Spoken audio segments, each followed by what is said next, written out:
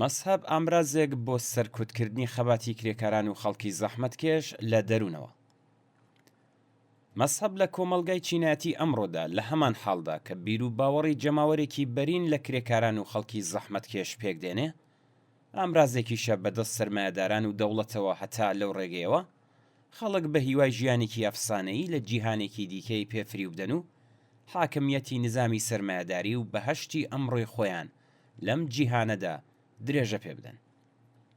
مەسحەب بەردەوام و بە درێژایی مێژوو ڕەنگدانەوەی بێهیوایی و بێتوانایی جەماوەری خەڵک بووە بۆ دەست و پەنجە نەرمکردنیان لەگەڵ کۆسبەکانی سەرڕای ژیانیان. ئینسانێک کە دیلی مناسباتی نظامی سەرمایەداریە و بە تەنها ناتوانێت دۆخی ژیانی خۆی بگۆڕێت و لە بەرامبەر ڕەنج و ئازارێکدا کە خۆی و بنەماڵەکەی گیرۆدەین کارێکی لەدەست نایات کاتێک کە خۆی بە سست و داماو دەبینێ، بە ناچار ڕوو دەکاتەوە ئاسمان بەو هیوایی کە هێزێکی بەتواناتر لە خۆی دەرکەوێت و ڕزگاری بکات. کاتێکە لە جیهانی واقعیدا هیچ هیوایەک بۆ گەیشتن بە حەز و ئاواتەکانی نامێنێتەوە، ئاواتە خوازە کە بۆ دەسڕاگەیشتن بە هیواکانی دوای مردن سەر لە نوێ زیندوو بێتەوە و بە ئاواتی دەسڕاگەیشتن بە ڕفاه و بەختەوەری لە جیهانی خەیاڵاوی دوای مەرگ ڕەنج و کوێرەوەریەکانی جیهانی ڕاستەقینەی تەحمل دەکات. دەوڵەتانی سەرمایەداری بۆ درێژەدان بە دەسەڵاتی چەوسێنەرانەیان دەست دەدەنە شێوەی جۆرا و جۆری سەرکوت. سەرکوتی ڕاستەوخۆ لە ڕێگەی زیندان و ئەشکەنجە و ئیعدام و دروستکردنی فەزای پۆلیسی و وەحشەت لە کۆمەڵگادا تەنها یەکێک لە شێوەکانی سەرکوتە. شێوەیەکی دیکە کە بە یارمەتی مەسحەب ئەنجام دەدرێت بریتیە لە دەرونیکردنەوەی سەرکوت. ئەوان بە یارمەتی مەسحەب دەنگی ناڕەزایەتی خەڵکی ناڕازی لە دەروونەوە کەب دەکەن. مەسحەب ئەوە فێری کەسانێک دەکات کە بە درێژایی تەمەنیان زەحمەت دەکێشن و لە هەژاریدا دەژین کە تا کاتێک کە زیندون و بەسەر ئەم جیهانەوەن تەسلیم بن و سەبور و بە هیوای پاداشتەکانی بەهەشت ئارام بگرن. مەسحەب جۆرێک مخەدری معنەویە کە تێیدا کۆیلەکانی سەرمایەداری دڵخوازانە داخوازیەکانیان بۆ ژیانێکی باشتر وەلادەنن کە زیاتر شایستەی ئینسان بێت.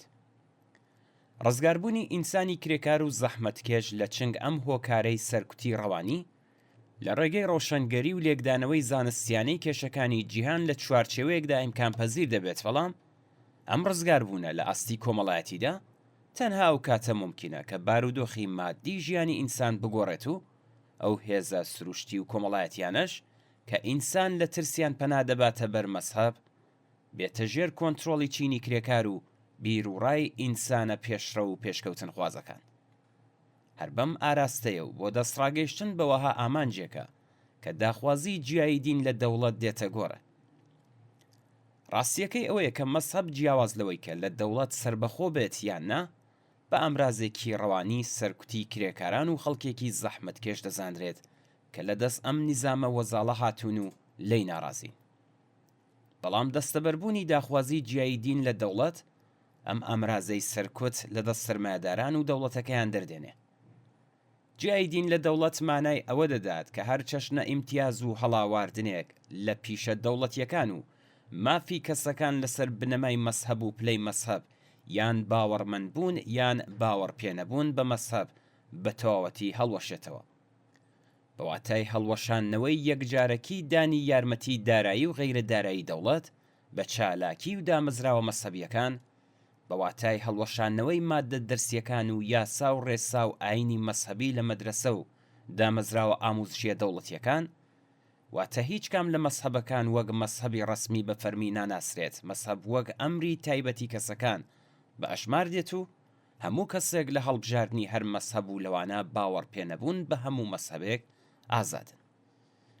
جیایی دین لە دەوڵەت دروشمێکە کە وێڕای نیشاندانی دژایەتیمان لەگەڵ مەسحەب وەک ئەمرێکی دەوڵەتی تەعەهود و پابەندبوونی ئێمەش بە بنەمای ئازادی بێشەرت و مەرجی بیر و باوەڕ پیشان دەدات. واتە پێداگری لەسەر ئەم ئەسڵە دەکاتەوە کە چینی کرێکار چ وەک ئۆپۆزیسیۆن و چ دوای بەدەستەوەگرتنی دەسەڵاتی سیاسیش بە تاکیدەوە دژایەتیەوە دەکات کە جەبر و زۆرداری و پشکنینی بیر و باوەڕ و هەڵاواردن و مەحدودیەتی یاسایی دەرهەق بەو کەسانە بکرێت کە بیر و باوەڕی مەسهەبیان هەیە و بۆ ڕەخنەگرتن و وەلانانی بیر و باوەڕ و بۆ چوونە مەسهەبیەکان لە کۆمەڵگاش هیچ شێوەیەک بێجگە لە خەباتی نەزەری ڕەوشەنگەری و ئاموزش و بە قەناعەت گەیاندن بە ڕێگە پێدراو نازانێت.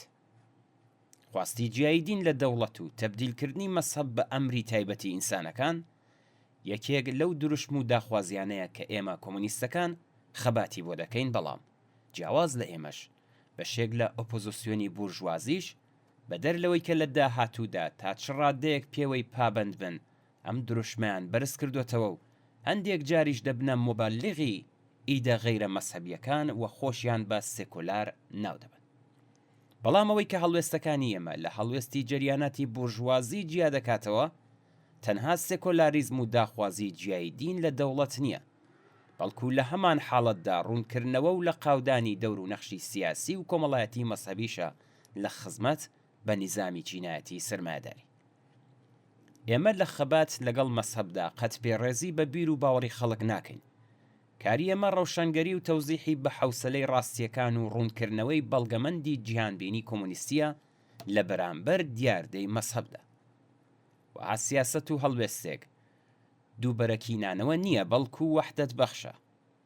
نەک هەڕیزی هاوپشتی خەباتکارانی چینی کرێکار لە دژی سەرمایەداران لاواز ناکات، بەڵکو بەهۆی خەسڵەتی سادقانە زانستی و دڵسۆزانەیەوە ڕیزی نەبەردی چینایەتی کرێکارانیش بەهێزتر دەکات.